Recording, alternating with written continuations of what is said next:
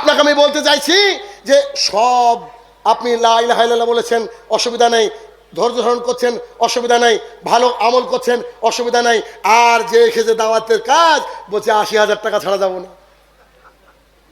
জি, যারা কন্টাক্ট করে, জালসা করে, দাওয়াতি ময়দানে যায়, হতে পারে সে পৃথিবীর সবচেয়ে সেরা আলেম, ওর বক্তৃতা শোনা হারাম। আমি শাহিনুর রহমান বলছি, কোন বাপের বেটা আছে আমাকে দিকতার প্রমাণ। জি, আল্লাহ সুবহানাহু ওয়া তাআলা বলছেন এই কোরআনুল কারীমের মধ্যে, আল্লাহ সুবহানাহু ওয়া তাআলা বলছেন ওয়ালা তাসতারু বিআয়াতি সামানান কালিলা, আমার আয়াতকে কম দামে বিক্রি করো না। গোটা পৃথিবী বিক্রি করলে একটা আলিফের দাম হয় না, আর আপনি ৮০,০০০ টাকা দিয়ে কোরআন বিক্রি করছেন। আবার বলছে এক জায়গায় ৬০,০০০ দিয়েছিল আর এক জায়গায় ৮০, তাই ওখানে চলে গিয়েছে বন্ধু। আবার ফেসবুকে মানববন্ধন হয়, বলছে হুজুর আমাদের টাকা নিয়ে চলে গিয়েছে। কত বড় অসভ্য, কত বড় বেঈমান হলে এ কথা হয়, চিন্তা করুন। তবে আপনি হুজুরকে মূল্যায়ন করবেন, আপনি হুজুরকে মূল্যায়ন করবেন। কোন একটা মাদ্রাসায় আমাকে প্রশ্ন করা হয়েছিল একটা মসজিদের ইমামের বেতন কত হওয়া উচিত, আমি বলেছিলাম ৬০,০০০ টাকা। জি, ৭ না ৬-0, ৬০,০০০ টাকা। কেন? একটা প্রাইমারি স্কুলের মাস্টারের বেতন যদি ৪০-৫০,০০০ টাকা হয়, আপনার প্রফেসরের বেতন যদি ১,০০,০০০ টাকা হয়, ও আপনাকে দুনিয়া শিখাবে, আর এই লোকটা আপনাকে দুনিয়া এবং আখিরাত শিখাবে, তাহলে এর বেতন এত কম হয় কি করে? আপনি ৬,০০০ টাকা দিয়েছেন, আবার ৩ মাস বাকি, এর কাছ থেকে কি পাবেন আপনি? ও তো অন্য জায়গায় অন্য চিন্তায় ব্যস্ত। আপনি এখানে যারা বক্তৃতা করবে, আপনি যাদেরকে নিয়ে আসবেন তাদেরকে মূল্যায়ন করবেন। আপনি আমাকে ১ কোটি টাকা দিবেন না। এই যে এই মিরাজ পাড়া না, এটাকে তুলেন, আপনি উপরে তুলে নিয়ে আমার পকেটে দিয়ে দেন, জায়েজ। ভালো করে বুঝবেন, বক্তৃতা ভুল বুঝবেন না। পকেটে তুলে দেন, আমার জায়েজ। ধরেন আমি দেখতে সুন্দর, আপনার মেয়ে আছে, বিয়ে দেন, এটাও জায়েজ, ঠিক আছে না? কিন্তু আমি যদি বলি ৫০০ টাকা নেব, আমাকে ডাকা যাবে না। কথা বুঝতে পারেননি? আমাকে মানে কোনো হুজুরকে ডাকা যাবে না, কারণ কন্ট্যাক্টধারী হুজুরকে কবর দিতে হবে, তবেই সঠিক ইসলাম পাবেন। নইলে টাকা যদি ৮০,০০০ টাকা কন্ট্যাক্ট করে আসি, তো যার বাড়িতে ভাত খেলাম সে যদি বলে ভাই আমার বউ পর্দা করে না, জি পর্দার ওয়াজ করবো নি আমি, আমার ছেলে নামাজ আদায় করে না, নামাজের আইলি যাবো না আমি, ঠিক না? তাহলে হক কথা শুনতে হলে কলিজাওয়ালা লোক আনতে হবে, যে হক কথা বলবে। আপনি ভাড়া দেন না দেন, না এই ভাড়াটা কষ্ট করে ম্যানেজ করে নেব, বুঝেননি?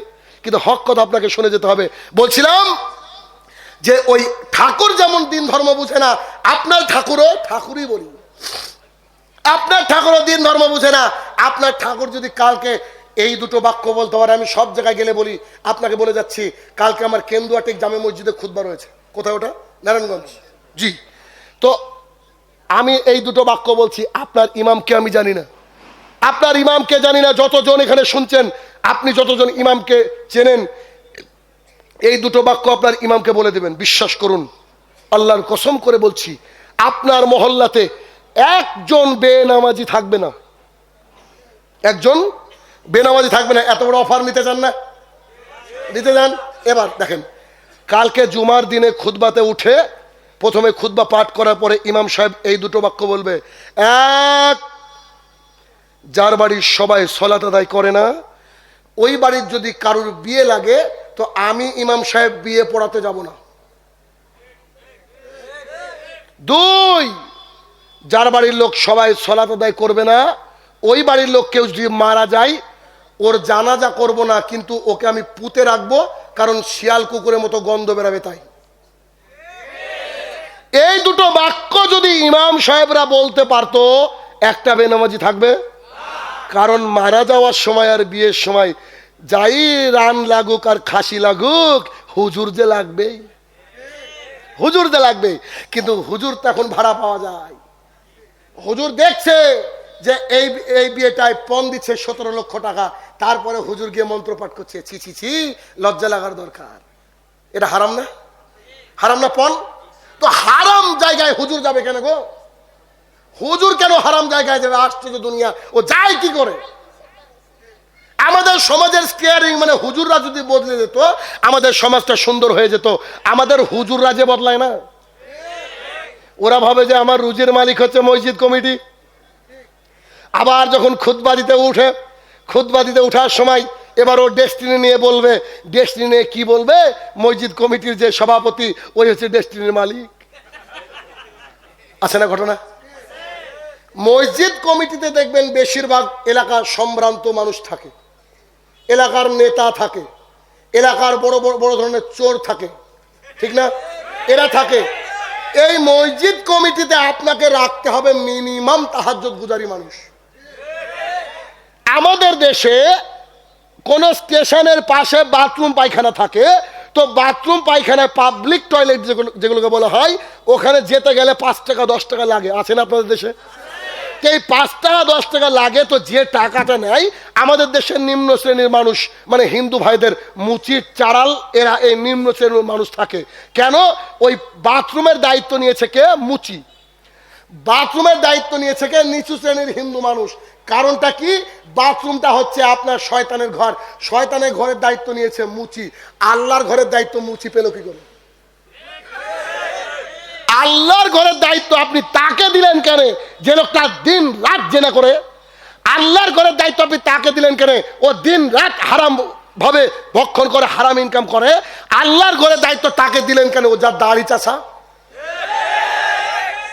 যতদিন এইসব শ্রেণীর মানুষ মসজিদের মধ্যে আছে, অতদিন এই সমাজে নামাজের উন্নতি হবে না, নামাজের উন্নতি হবে না।